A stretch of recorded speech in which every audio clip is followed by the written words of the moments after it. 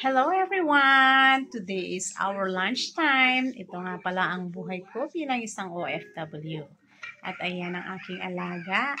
At ito naman yung isang aking alaga. Say hello first, Chini. Hello! Welcome to my vlog. You just say hello. So what are you just doing there?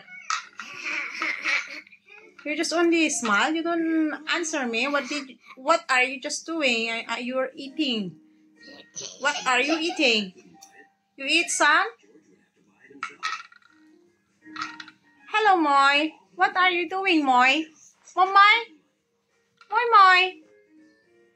Ganito pala ang aming buhay kapag once na walang pasok ang aking alaga. Isa nga po pala akong FW dito sa Hong Kong. At ayan, may alaga akong 5 pero 2 lang dito. Yung 3 nasa school pa.